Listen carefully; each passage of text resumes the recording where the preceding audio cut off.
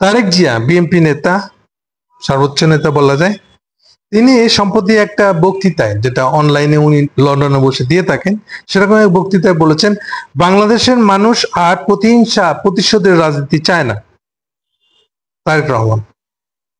আমাকে প্রশ্ন করা হয়েছে বিএনপি কি সেই পথে হাঁটছে?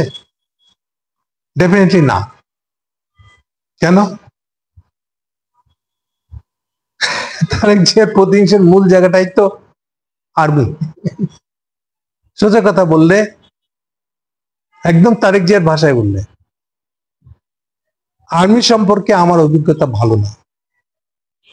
অর্থাৎ 1/11 সময় নিয়ে তারা তাকে মারধর করেছে, শির দ্বারা ভেঙে দিয়েছে। পাল্টা আর্মিরা বলতেছে যে এটা না করা ছাড়া আমাদের তো উপায় ছিল না। উনি তার বাবার বয়সী লোকদের সাথে কিভাবে বিহেভ করতে হবে, আর্মির লোক হলে তাদেরকে উনি সুরের বাচ্চা, গাদার বাচ্চা, যার সাথে বাসায় গালাগালি করে। মানে 6 সাল পর্যন্ত দেশ সরকার ফোন করলে এই সুরের বাচ্চা তোরে বলছি না আমি ফোন না করতে, ফোন করছিস না, এই ল্যাঙ্গুয়েজে কথা বলে। ফলে এগুলোর জন্য তাদের উপর রাগ ছিল তাদের একটা, এটা সত্য। প্লাস 1/11 সময়কার রাগ, এসব কিছু মিলে জিনিসটা এরকম হয়েছে। আমি তাদের কাউকে এরকম বলেছি, লিখিত ভাবেও বলেছি বা এরকম ভিডিওতে বলেছি। হতেই পারে যে তারেক জিয়ার আর্মি সম্পর্কে ধারণা খুব খারাপ, কিন্তু আর্মি এই শব্দটা অদ্ভুত শব্দ একটা। শুধু আর্মি বলে কিছু মানে করে না, তার বাবাও তো আর্মি। তাহলে আর্মি বলতে কি জিয়াউর রহমান? আর্মি মানে কি এরশাদ? আর্মি মানে কি 1/11?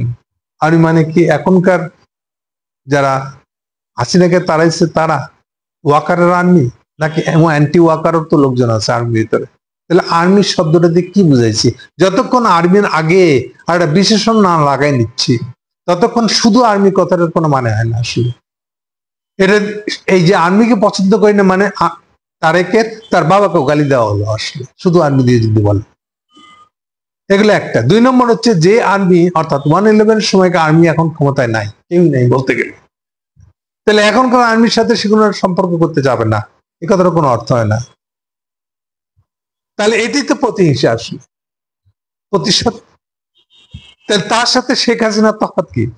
শেখ হাসিনা তো এটাই মনে করতো যে বাংলাদেশ, পুরা বাংলাদেশ তার বাপের হত্যার দিনে মিষ্টি খাইছে। ফলে তাদের উপর তাদেরকে একটা শিক্ষা দিয়ে দিতে হবে তাকে। এই ইমান মানে এই অনুভূতি নিয়ে তো শেখ হাসিনা 31 সালের 17 মে দেশে আসছে। আমি পরিণতি কি হলো দেখেন। আমি প্রতিহিংসা রাজনীতি না, আমি সবসময় বলে আসতেছি। আর প্রতিহিংসা দিয়ে কিছু অ্যাচিভ করা যায় না। প্রতিহিংসা সাইকোলজিক্যালি বলে, প্রতিহিংসা, প্রতিশোধ, এই জিনিসগুলো আসলে নেগেটিভ এনার্জি। মানুষের যা কিছু সৃষ্টি করার সক্ষম আল্লাহ তাকে পাঠাইছে, এই সব কিছুকে নেগেটিভলি খরচ করার মানেই হচ্ছে প্রতিশোধ, যার কোনো ফলাফল কারো ভোগে লাগবে না, কারো এটা কাজে আসবে না, কিন্তু মনে সাইকোলজিক্যালি আপনার একটা সুখ হবে। হ্যাঁ, অমুককে খুব কষ্ট দিয়ে মারছি আমি। কাউকে কষ্ট দিয়ে যদি আপনার সুখ হয়, এটাই হলো প্রতিশোধ, এটাই প্রতিহিংসা। আর প্রতিহিংসা এই জন্য নেগেটিভ এনার্জি, মানুষের হিউম্যান লাইফের জন্য, হিউম্যান ক্যারেক্টারের জন্য এটার কোনো মূল্য নাই। পজিটিভ মূল্য তো নাই, কোনো মূল্য নাই। ডিস্ট্রাকশন ছাড়া, ধ্বংস ছাড়া এটার পিছনে আর কোনো ইয়ে নাই। আপনার মনের সুখ মিটবে, কিন্তু মনের সুখ তো আপনার নিজের জীবনের কোনো কিছু অ্যাচিভমেন্ট হিসেবে গ্রহণ করতে পারেন না আপনি। এটা কোনো অ্যাচিভমেন্ট না, এটা কোনো আপনার বিরাট অর্জন না। এগুলো বলে লাভ হয়নি আর কি। প্রতিহিংসা রাজনীতি থেকে গেছে। হাসিনা যেমন ছিল, তারেক জিয়ার ভিতরে এটা রয়ে গেছে। তার এই মন্তব্যগুলো তাই মিন করে। এনিওয়ে, উনি এখন আমার বলতেছে বাংলাদেশে কেউ যেন প্রতিহিংসার প্রতিশোধের রাজনীতি না করে। ভালো কথা, শুনতে ভালো লাগে, কিন্তু আপনি যদি আবার ওইটারই ফলোয়ার হন, তাহলে সবিরোধী কথাবার্তা হবে, এই আর কি। তাহলে আপনার এই কথাটা শুনতে ভালো লাগলেও আপনি নিজের মনের ভিতর থেকে পরিষ্কার হন নাই তা কেন? যেমন ধরেন অনেক পাবেন, ধরেন বাবা ছিল প্রধানমন্ত্রী বা রাষ্ট্রপতি, উনি মারা গেছেন, গুলি করে মারা গেছেন। আপনার সম্ভবত ফিলিপিনো, হ্যাঁ ফিলিপিনোতে যে এয়ারপোর্টে মেরে ফেলা হয় ফ্যাসিস্ট শাসক, তাকে মেরে ফেলে। তার বউ পরে প্রেসিডেন্ট। কিন্তু বোর্ড পলিসি ছিল জাস্ট উল্টা, মানুষের জন্য ভালো কিছু করে মানুষের ভালোবাসা অর্জন করলে তখন মানুষ বলবে যে তার স্বামী ভালো ছিল। উল্টাটা না, আপনি এখন উল্টা মানুষের উপর শাস্তি দিবেন তাহলে মানুষ আপনাকে ভালো বলবে, এটা কখনো হবে না।